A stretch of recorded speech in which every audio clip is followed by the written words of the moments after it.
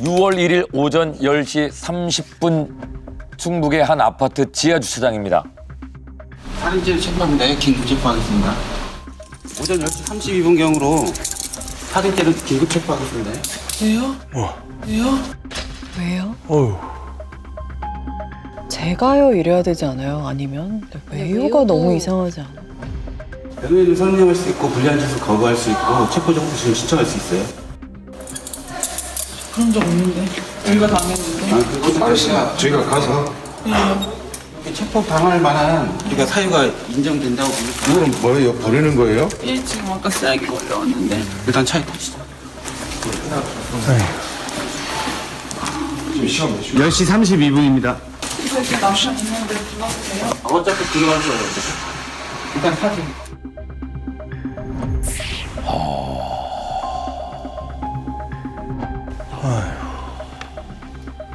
저는 왜요도 공부했던 답이었던 것 같아요. 그러니까 원래 보통은 무슨 일이에요? 제가요? 이렇게 얘기해야 되는데 이거를 어떻게 조금 더 자연스럽게 할까도 고민을 하다가 네. 한 번 실수를 했어요.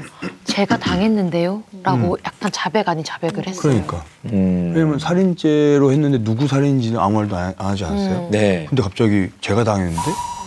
그죠. 그런 이 부분도 체포되는 과정에서의 고유정 행동을 좀 분석해 볼 수 있을까요? 네, 소유 씨 말씀처럼 사실 전혀 예상하지 못한 상태였다면 저런 반응이 나올 수가 없죠. 그죠. 이미 마음속엔 여러 차례의 어떤 시뮬레이션, 가상 훈련이 되어 있었던 것으로 보입니다.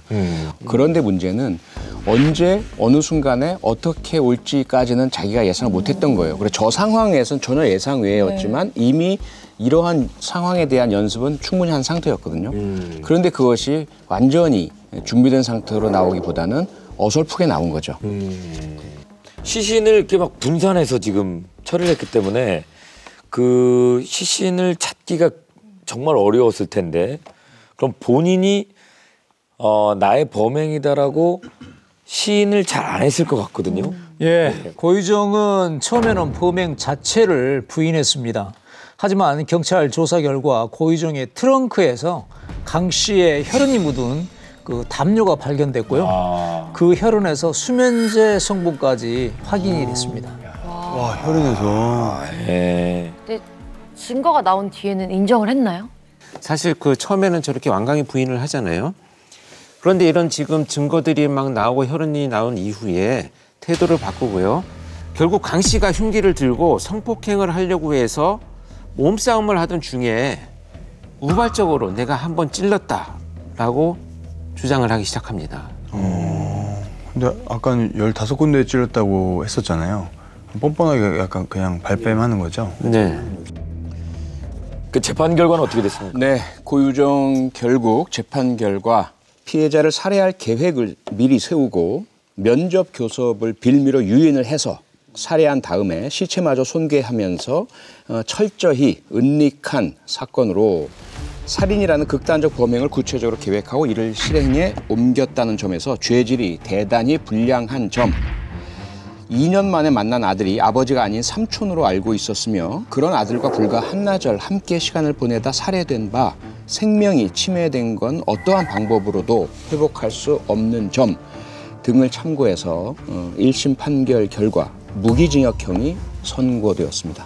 아니 근데 사실 이 정도 살인이면은 사형 선고가 맞는 게 아닌가. 네. 그래서 검찰은 애초에 사형을 구형을 했습니다. 그래서 이 판결 결과에 따라서 검찰은 형이 너무 가볍다. 고유정은 형이 너무 무겁다. 서로 이렇게 상반되는 주장을 해서 모두가 항소를 했다고 합니다. 2심에서는요. 여전히 무기징역 선고를 내렸고요. 대법원까지 간 이번 사건이 결국 고유정은 무기징역이 확정이 됩니다. 야, 아들은 뭔지.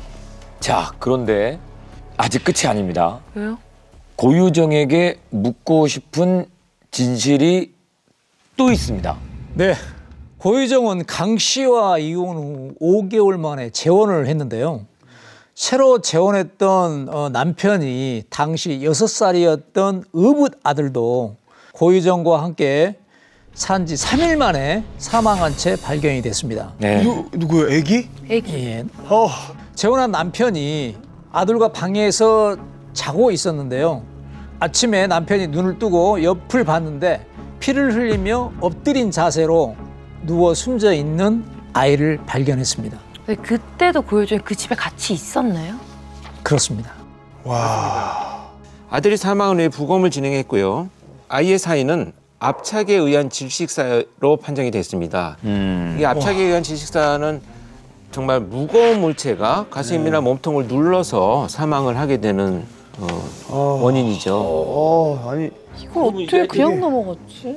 이게 다들 자고 있는 상황에서 이런 일이 생겼다는 거잖아요. 근데 자고 있는 상황이었고 당시에 고유정은요 부엌에서 음식을 준비하고 있었습니다. 근데 자기는 아이가 자고 있는 것으로 생각했다라고 나중에 주장을 끝까지 했었죠. 증거가 아니, 없으니까. 이게 그러면 그런 거잖아요. 그 아까 말씀한 대로 고유정은 새로운 남편과 결혼해서 내 아들과 행복하게 살아야 되는데 전 남편이 신경 쓰이고 그 새로운 재혼한 남편의 아들도 사실 내 아들이 아니니까 그게 자꾸 걸리니까 그냥 없애버린다고 해서 한 게 아닐까 추측이 되잖아요. 근데 그 당시에 경찰이 수사를 했지만 증거가 없지 않습니까?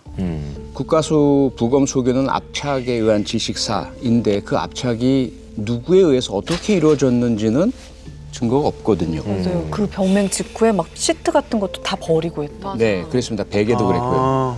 그래서 그 당시에는 이 사건은 그냥 최초에 의심하고 수사하다가 어떤 증거도 발견되지 않아서 변사 내사 종결로 처리가 됐고 언론도 주목하지 않았던 거죠. 그러면 아이는 죽었는데 아빠도 엄마도 다죄가 없다.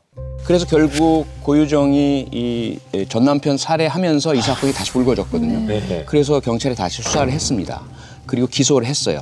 그런데 법정에서는 결국 전 남편 강 씨에 대한 살인을 인정해서 무기징역형이 내려졌지만 새 남편의 아들에 대한 6살 아들에 대한 살인은 증거 불충분 무죄 판결이 내려졌습니다. 증거가 있을 수가 없지. 시간도 너무 많이 지났고 그때도 이미 증거를 다 없앴는데. 그 아이가 얼마나 고통스럽게 죽었을까. 옆에 근데 여기서요. 아빠가 했는데. 입증은 안 됐는데 나중에 시간이 흘렀잖아요. 그래서 다시 재수사하면서 남편이 어떤 진술을 하냐 하면 그때는 전혀 몰랐는데 지금 돌이켜 생각해봤더니 사건 발생 전날 저녁 식사 메뉴가 카레였던 것 같다. 그래서 증거는 없어요. 입증은 안 돼요. 만약에 그것이 사실이라고 한다면 이것은 이미 새 남편의 아이 살해할 때 카레 속에 수면제를 넣어서 효과를 봤던 것이었던 거죠. 그랬을 것 같아.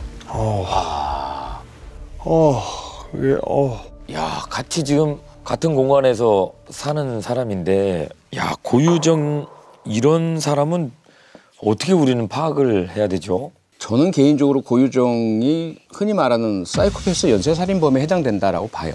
물론 법적으로는 입증이 안 됐지만 그 여러 가지 정황과 수법에 비춰봤을 때 현 남편의 아들 살해도 고유정의 행동으로 저는 추정을 합니다. 분석을 합니다. 그렇게 본다면 전 남편 강 씨에 대한 살해 수법도 지나치게 잔인하고 참혹하기도 하지만 그가 그 전반에 보인 태도가 있어요.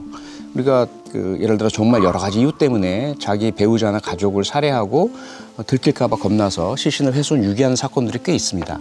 그리고 그 과정 전반에 있어서 그 범인들은 매우 커다란 불안감과 죄책감과 미안함을 느낍니다. 그래서 잠도 잘 못 자고 이후에 정상적인 행동을 못 해요. 그런데 고유정의 행동을 보면 전체적으로 전혀 삶에 있어서 흔들림이 없어요. 이미 그 전에 현 남편의 아들에 대한 살해였건 아니었건 간에 엄청나게 끔찍한 아이 사망 사건을 겪었잖아요. 그랬음에도 불구하고 그 이후에 유사한 형태의 수면제가 사용된 그런 행동을 했다라는 것.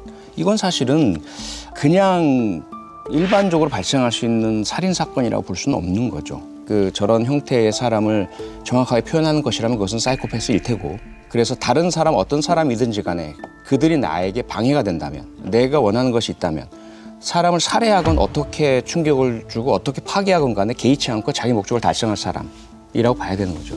그래서 결국은요, 저는 지독하게도 자기중심적이고 이기적인 삶을 평생 살아가는 그런 범죄자로 정의를 하고 싶습니다. 참 진짜. 그토록